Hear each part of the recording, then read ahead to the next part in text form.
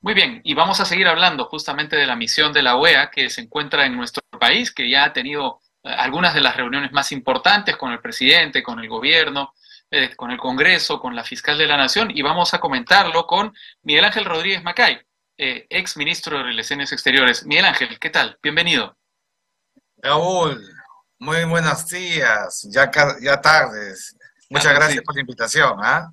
a usted por aceptarla. ¿Habría como ministro de Relaciones Exteriores planteado la estrategia de defensa internacional que está planteando el gobierno? ¿Habría apoyado esta estrategia de convocar a la Carta Democrática y luego, digamos, reunirse con la misión de observadores especial de la OEA como lo está haciendo el gobierno? Bueno, fíjate, Raúl, a mí me fue planteado por el presidente esa posibilidad, yo dije que sí, pero era otro escenario, eran otras circunstancias. Ujú.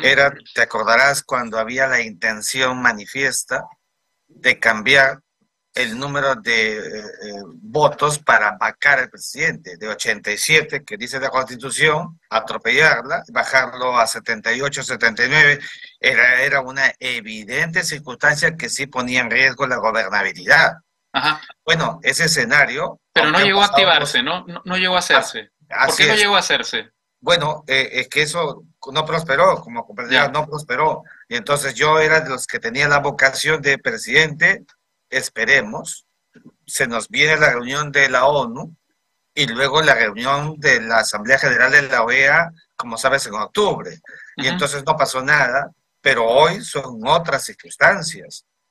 Yo no veo, Raúl, ningún elemento de juicio racional como para sostener que está en riesgo la gobernabilidad en el Perú. Tenemos que ser claros, sensatos. Mira, la comisión ha llegado, lo que más allá de que todo el mundo va a su hotel, etcétera, hay comunicación, hay vasos comunicantes, la gente se alista, va y dice un pliego de reclamos como si fuera una comisión que va a resolver los problemas del país, pero y entonces hay un ejercicio enteramente democrático. Entonces yo Ujú. no veo, por ejemplo, esta pretensión de que haya aportas un golpe de Estado en el Perú, pues tenemos que ser claros. Entonces, bajo esos elementos de juicio, sí veo que vivimos una polarización, estamos con un fuego cruzado permanente y nos ha llevado a esta situación. La OEA ya está aquí en Perú y entonces en 2 días no creo que se pueda alcanzar una visión comprensiva y cabal de todo, ¿no es verdad? Y Ujú. van a emitir un informe, Raúl. ¿Y qué era ese informe? Pues que el Perú sí tiene sus problemas internos, pero de allí a que vamos a perder la gobernabilidad, está en riesgo y luego se produzca una ruptura. eh, Mira, hay años luz a mi Ajá. juicio. Si no, entonces, pues todos los procesos políticos en América Latina que tienen problemas internos, vamos a tener que recurrir a la Carta Democrática Interamericana. Ese no fue el sentido, Raúl, por el cual fue creada la Carta Democrática, que como sabes, no es un tratado, es una carta política. Sus miembros, los del grupo de alto nivel, tienen una naturaleza política y por tanto no siendo jurídico, no hay ningún acto vinculante ni niveles de responsabilidad que puedan devenir de Ujú. esta visita que están haciendo al Perú. Ahora, por lo que dice entonces, me queda claro que usted considera que es un error y puede ser un boomerang esa estrategia internacional que está siguiendo el gobierno. Se le puede volver en contra al propio gobierno. Yo siempre pensé que fue un error. Dije que al presidente lo indujeron al error. Es más, si tú miras la carta, es una carta muy mal hecha, porque invoca el artículo 18. ¿Qué tiene que hacer el artículo 18 cuando el artículo 18 no se invoca, sino más bien surge de las entrañas del Consejo Permanente o de la Secretaría General de la OEA? Claro, vienen con aquiescencia del Perú, pero ¿qué tiene que invocarse en una carta un artículo que no corresponde al gobierno del Estado que lo requiere, que era Ujú. únicamente el artículo 17? O sea, desde el origen estaba todo mal planteado. Ujú. Oye, pero bueno, ya llegaron, están acá, y creo que todo esto, fíjate, Raúl, al final nos impacta a los peruanos en nuestra imagen internacional. Es una vergüenza que nos miren y digan que los peruanos no podemos resolver nuestros problemas con nuestros propios medios. Ujú. No hemos convocado el acuerdo nacional que tanto decía. Tenemos un acuerdo nacional legitimado, omnicomprensivo de nuestra vida nacional. Bueno, pues ese era el espacio para poder alcanzar una ratio de tranquilidad y acabar con gobiernos de jefes de Estado renunciantes, renunciados, vacados, gobiernos de transición, todo lo que hemos tenido en los últimos 5 años que ha deteriorado nuestra vida democrática de los últimos 30 años. Ahora, es claro que el gobierno del presidente Castillo no ha querido dialogar con los distintos actores sociales de la opinión pública y políticos, no ha empleado el acuerdo nacional, no cogió, digamos, el cabo que le entregó, digamos, el arzobispo Barreto, que se reunió con él para que ayudara también a algún tipo de diálogo. Por cierto, estuvo con el presidente del acuerdo nacional cuando se reunió con el presidente, el señor Max Hernández. Hernández, exactamente. Bueno, y yo pensaría, por lo que nos está diciendo, que esa actitud también es inducida al error. Es decir, que hay una coherencia entre la falta del gobierno de diálogo y esta estrategia internacional que pretende que alguien, que un agente externo, resuelva esas carencias, resuelva la crisis interna. ¿Quiénes llevan al presidente a cometer estos errores? Bueno, yo coincido contigo plenamente. O sea, si hay algo que está pasando es que desde el propio espacio gubernamental han taponeado la posibilidad de los vasos comunicantes del diálogo. Y ahí mira al presidente del Consejo de Ministros, ¿no? Es decir, que no crea esas condiciones. Sigue polarizando el país con adjetivos, calificativos, etcétera. Bueno, alguien tendrá que decir al presidente que ya no está sumando, en verdad nunca sumó, pero esas restas están repercutiendo en el propio presidente de la República y lo impactan. Lo mismo pasa con el canciller. Mira, en este escenario, en esta vorágine en el marco de la OEA, el presidente ya no viaja a la reunión que Sí, tenía previsto para recibir la presidencia pro tempore en México. Bueno, sí. ahí tienes un canciller desgastado, porque es un canciller interpelado que tiene a puertas la posibilidad de una censura y todo eso también juega en contra. Entonces el presidente, a mi juicio, debería hacer una evaluación sustantiva de las fichas. Cuando el ajedrez tienes fichas y estas fichas sabes que pueden morir, las cambias. Pues. Hay que hacer eso. Y entonces, Sí. claro, hay una suerte de error reiterativo que no permite las luces que quisiéramos ver y al final quienes pagan los platos rotos pues somos todos los peruanos porque no hay agenda nacional, no Ujú. hay agenda internacional. Bueno, la política exterior, tengo que decirlo con objetividad, no hay política exterior del Perú. Intentamos hacerla, Raúl, pero no se ha querido ese nivel de impulso y entonces ahí están las consecuencias. Y lo que más pena me da es que todavía estamos en el inicio del segundo año y eso en verdad debilita nuestra vida nacional e internacional. Ahora, es verdad, por supuesto, que el gobierno ha cometido errores, pero también es verdad que la decisión del presidente López Obrador de no realizar la cumbre de la Alianza del Pacífico porque no le puede entregar, transferir la presidencia pro tempore al presidente Castillo, tiene que ver con la negativa del Congreso a que el presidente viaje. Es decir, también hay obstruccionismo de parte del Sin Congreso que duda. obstaculiza las relaciones internacionales de nuestro país. El presidente guía la política internacional del país. Mira, Raúl, yo tengo la vocación de que el presidente siempre debe participar en la vida internacional. Acuérdate, cuando yo juramento, habían pasado 2 días que el presidente le habían denegado la salida al traspaso de gobierno en Colombia y tuve que viajar con Sí. la vicepresidenta de la República. O sea, siempre he creído que el presidente debe salir. Cuando el presidente no está en la vida internacional, resta. Y la resta, en verdad que es bastante. Y entonces, esa es la vocación. Pero Ujú. comprenderás que hay una actitud, sí, también citadinamente recalcitrante en algunos sectores de la oposición que no están entendiendo.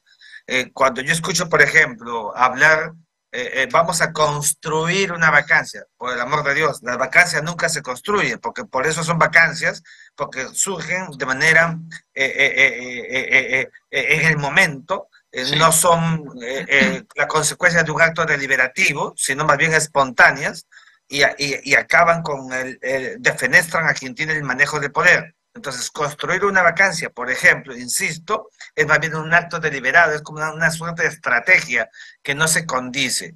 Todo esto es muy malo, pues, para el Perú, porque, mira tú, es tan descabellado sostener que hay un golpe de Estado a portas, como también es descabellado seguir sosteniendo de manera recalcitrante que el presidente debe ser acusado y condenado, etcétera, por traición a la patria, por lo que dijo en una entrevista televisiva en el mes de febrero. De manera Sí. que esas polarizaciones nos hacen daño.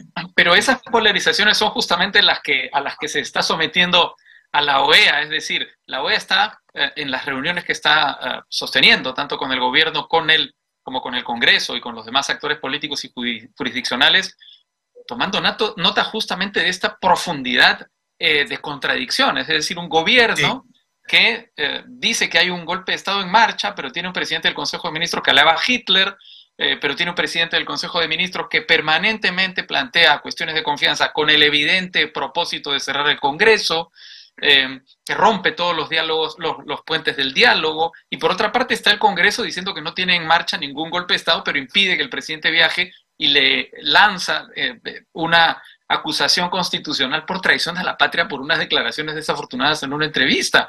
Yo no envidio, y eso se lo decía Gino Acosta, el papel que tienen los comisionados de la OEA, porque realmente es lidiar con un manicomio. Sí, ya que hablas del grupo de alto nivel, primero son gente experimentada, son cancilleres, por favor, de los países amigos, conocen su trabajo, pero ellos, por más buena fe que tengan, no van a resolver nada.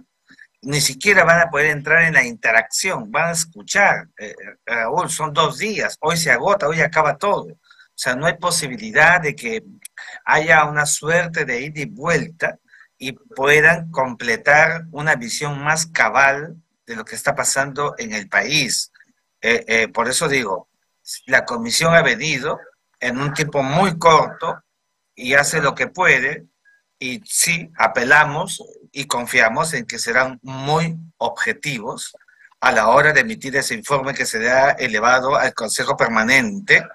Y el Consejo Permanente nos dirá, pues Raúl, ahora siéntense ustedes en una mesa a realmente a mirarse las caras y conversar, lo que yo llamo el acuerdo nacional, porque esa va a ser la receta. Yo no veo otra posibilidad. Aquí no hay ningún acto extremis que nos lleve, por ejemplo, a una circunstancia de suspensión del Perú de la OEA. No hay ningún elemento. Por favor, uno viene al Perú, mira, ausculta y la vida continúa más allá de una polarización política. Mira, la paradoja de la vida, hace 30 años nuestras crisis eran económicas, sobre todo, y hoy día son políticas.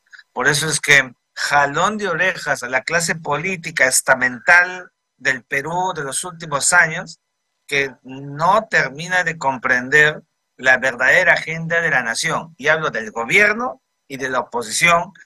Los dos tienen responsabilidad en esto que llamamos destino del Estado-Nación.